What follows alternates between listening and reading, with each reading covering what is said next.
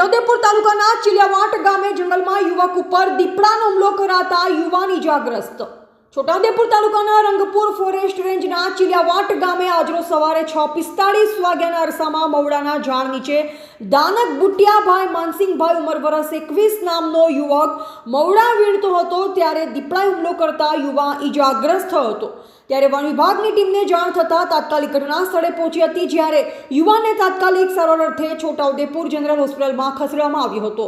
અત્રે ઉલ્લેખનીય છે કે હાલ ગ્રામીણ વિસ્તારો મવડા વીણવાની સિઝન ચાલી રહી છે, ત્યારે છોટાઉદેપુરના ચિલિયાવાટ ગામના ધાનક બુટિયાભાઈ માનસિંગભાઈ નામના યુવક મવડા વીણવા ગયો હતો।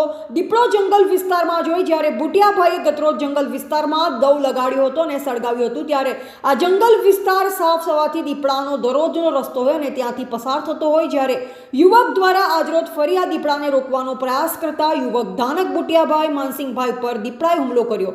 ત્યારે ઇજાગ્રસ્ત વ્યક્તિને 108 મારફતે સારવાર અર્થે છોટાઉદેપુર રેફરલ હોસ્પિટલમાં ખસેડવામાં આવ્યો। છોટાઉદેપુર તાલુકાના ચિલિયાવાટ ગામે આ બનાવ બનતા પ્રજામાં ભારે ભય જોવા મળ્યો હતો। વન વિભાગ દ્વારા ગ્રામ લોકોને સાંજના સમય અને વહેલી સવારે એકલા નહીં ફરવાની સૂચના આપવામાં આવી છે।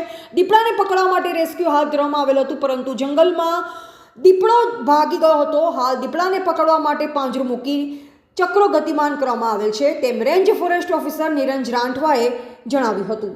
આજરોજ સવારમાં રંગપુર રેન્જમાં એક દીપડા દ્વારા વ્યક્તિને હુમલો થયાની જાણ વન વિભાગને થતાં અમે વન વિભાગની ટીમ આખી ચિલિયાવાટ ગામે પહોંચી ગઈ હતી। સદર દીપડાની બનાવના સ્થળે તપાસ કરતાં દીપડો જંગલ વિસ્તારમાં જ હોય।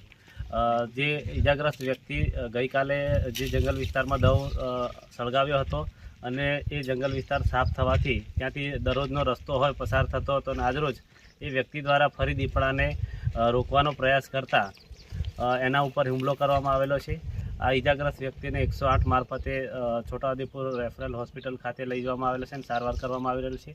અમે દીપડાને પકડવા માટે તમામ પ્રયત્નો હાથ ધરવામાં આવેલા હતા, પણ જંગલ વિસ્તાર હોય એ પોતાનો રસ્તા ઉપર થી નીકળી જઈને જંગલ વિસ્તારમાં પોતાના રહેઠાણ તરફ ભાગી ગયેલ છે, અને હાલ અમે પાંજરું ગોઠવેલ છે। વધુ કોઈ જાનહાનિ ના થાય એના માટે અમારી ટીમ સાંજ સુધી દરેક વિસ્તારમાં પ્રચાર પ્રસાર કરશે, અને આ જે વધુ બનાવ ના બને એના માટે પાંજરું ગોઠવવામાં આવ્યું છે, અને હાલ ગામમાં શાંત માહોલ છે।